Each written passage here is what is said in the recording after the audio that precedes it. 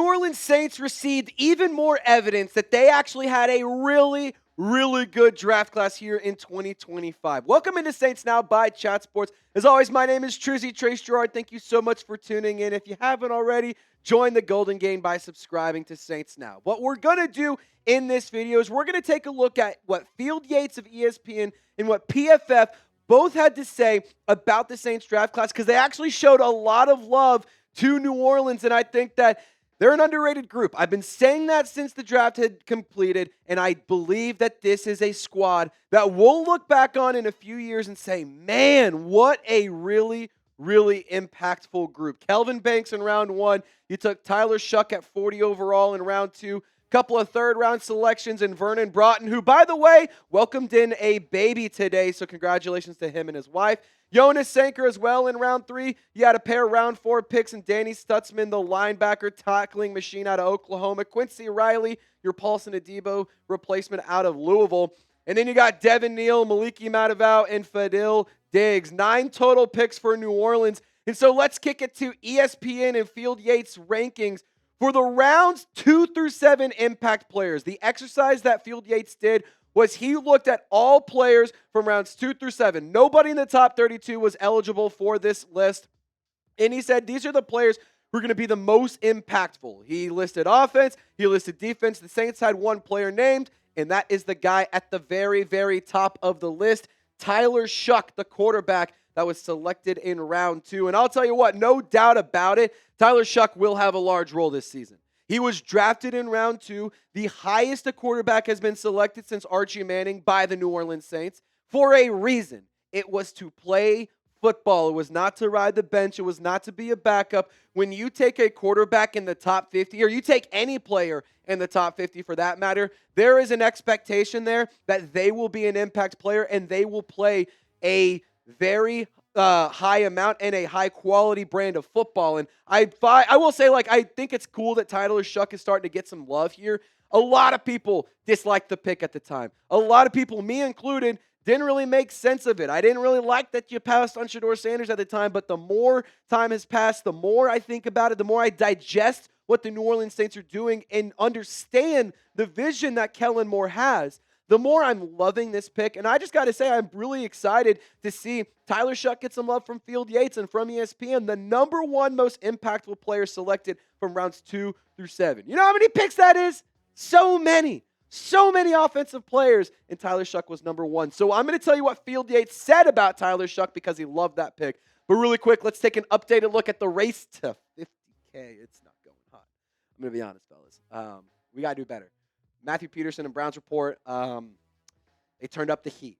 So it's time that we turn up the spice. We show them what Saints fans are all about. And we take down Browns Report on our race to 50,000 subscribers. Last time we did this, 100 people joined the Golden Gang. So I want 100 more people so we can take the lead against the Browns Report. Subscribe today for daily Saints content by fans, for fans, for 100% free. Field Yates said this about Tyler Shough. Derek Carr retiring means the Saints will go into training camp with a quarterback competition. And I believe Shough will beat out Spencer Rattler and Jake Haener for the starting job. And for what it's worth, I agree. I do think that at some point in time, Tyler Shough will be the starting quarterback. And I do believe that Shough will ultimately win the quarterback battle and he will be the starter week 1. But I will say this, I wouldn't be totally surprised if Spencer Rattler does end up getting the starting reps throughout training camp, and if Spencer Rattler eventually takes over as the starting quarterback for weeks 1, 2, 3, 4, maybe through the Bills game, and then you throw Tyler Shough in there if and when Rattler and the offense struggles. I'm not saying it will, but if it happens. And what I will say as well is Tyler Shough, regardless of who wins week 1, will start football games at some point in the season because there's many different scenarios here. One being Spencer Rattler's amazing, and you win a bunch of games, and you clinch a playoff seeding, and you don't really need to start all your starters late in the season, so Shough gets some looks there.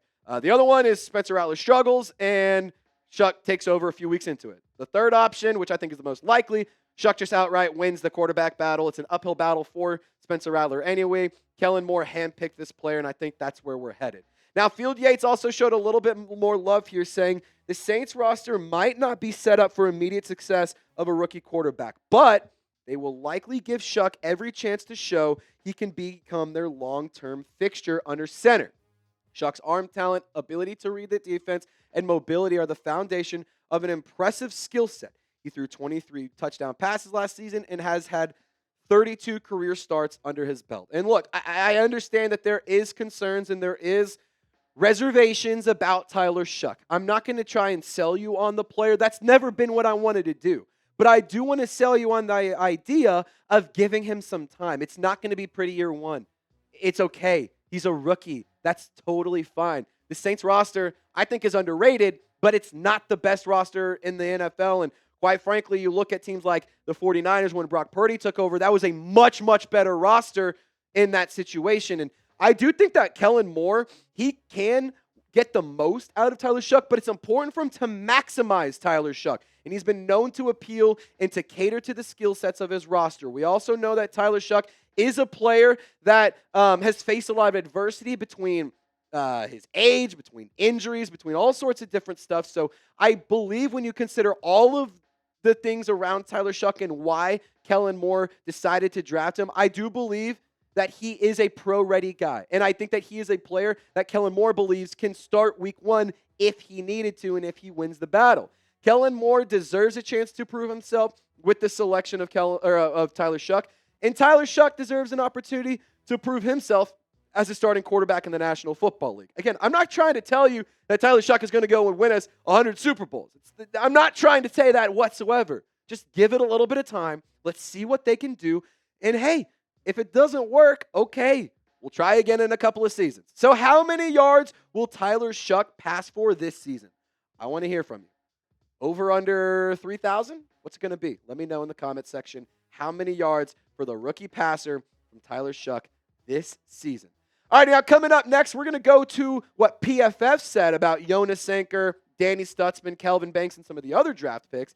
And that's going to be a really interesting thing because what I was looking at for PFF and Pro Football Focus's article was they were listing the most experienced draft classes. And I just want to have you hear me out here. The Saints have the 9th most experienced draft class in terms of the amount of total snaps the rookie class has taken. I'm not trying to say, again, that this draft class is going to be the best thing that's ever happened to New Orleans, but the fact that they have a lot of experience, the fact that they have real reps, and the fact that they are a young team that has experience or a young group, I should say, is really, really appealing. And I do think that that's an advantage for the New Orleans Saints and something that we're kind of overlooking. Pro Football Focus saying that the Saints made 9 selections in the NFL draft, and 6 of those picks bring over 2,000 snaps of college football experience. No player logged more than first-round offensive lineman Kelvin Banks Jr., who racked up 2,774 snaps at left tackle over his Texas career. And look, I will say this about Kelvin Banks. I have really, really high hopes for him. I think that he is going to be a player that will have a massive, massive impact. And I think that right away, he is going to be your starting tackle on one of the sides. Whether or not you move Talia Fuaga, that's up for discussion. That's what training camp's all for and everything. But I do think that this is a player that will be a long-term piece for the New Orleans Saints. He's a very, very good offensive lineman. He is tested really well graded really well according to Pro Football Focus.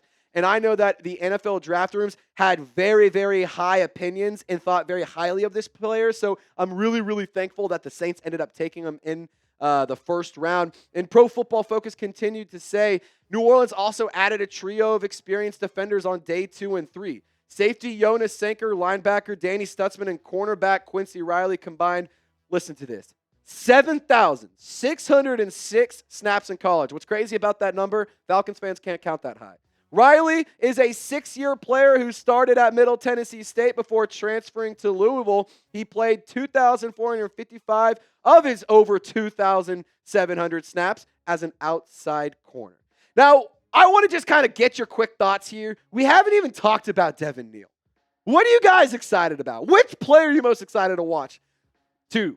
I'm going to give you 2. I am through the roof to watch Danny Stutsman. That's my guy. I'm really, really excited to watch him. I'm just a sucker for a crazy linebacker like that. And I also think it was a steal of a pick. Devin Neal, though, might be the steal and the draft steal of the century. Love, love, love that selection. Can't wait to see what he's capable of doing in the backfield. Of course, Tyler Shough, Vernon Broughton, all these other guys I'm pumped to watch.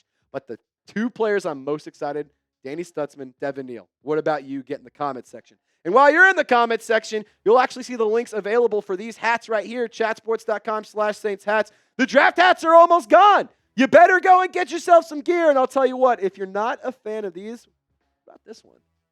Pretty fresh, isn't it? Okay, let's give you a 360 view so that way you can see it all. I mean, it's a good-looking lid, isn't it? You can get it, chatsports.com/Saints hats. Link is in the comments and description of this video. Be sure to check it out and go get yourself some new swag. Let's talk Danny Stutsman here because we go back to that quote and PFF said, and they said that they love the selections of three players specifically. Jonas Sanker, Danny Stutsman, and Quincy Riley. So each individual player I want to talk about here. Danny Stutsman, I am so excited to watch this guy play. He is a bolt of energy. He is a very vocal leader. He's a guy that I think will add some swagger and some confidence and some good mojo and honestly a lot of fun, a lot of energy to this Saints defense. He's a tackling machine, a 90.9 run defense grade. He had a 73.8 tackle grade, 55 stops this past year.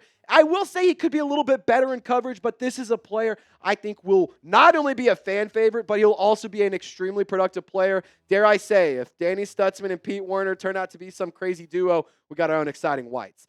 Quincy Riley, the cornerback out of Louisville. I am very pumped about this player, too. I think this is your Paulson Adebo replacement. He's a scrappy player, very physical, mostly an outside guy. Had a 65.1 coverage grade according to Pro Football Focus and a 66.1 pass rush grade. I think Quincy Riley is a player that can start week one. He can challenge Isaac Yiadom opposite of Kool-Aid McKinstry. And when you take into consideration McKinstry, Riley, and Alontae Taylor, that's a nice little trio for a young cornerback group that I think could be really successful and very dangerous over the foreseeable future.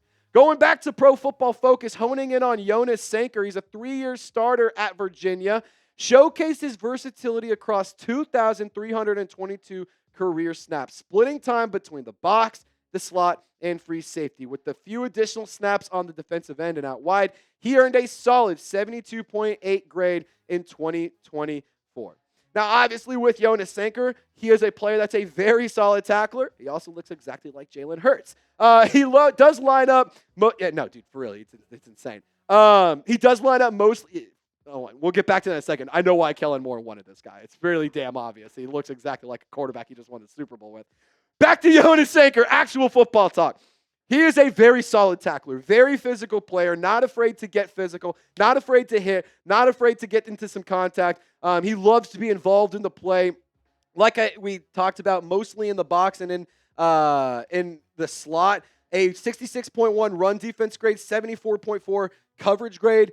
I think that he's a player that can make a good impact, and I think that you have him in the rotation. You have him learn from players like Tyrann Mathieu and Justin Reed. It only helps out. It only makes things better. Now, I want to ask you your question. I want to ask you your question. I'm an idiot, Coop. I want to ask you this question. Has your opinion on the Saints draft class changed? Because at first for me, I was like, you know what? I like it. I don't love it, but maybe we'll look back and this will be okay. But I'm going to be honest, I think that this draft class is very underrated. Like, my opinion has definitely changed, and for the better. I think that this draft class is a group that deserves more respect.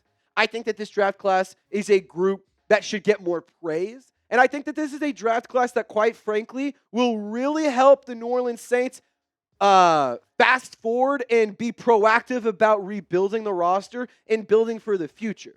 They have a ton of experience. They have a lot of snaps. Some of these guys are absolute dogs. Some really good draft steals. We didn't even hone in on Devin Neal. I mean, that player right there was a massive steal. 3 straight seasons of over 1,000 rushing yards for the Jayhawks. Come on, man. That's an unbelievable type player.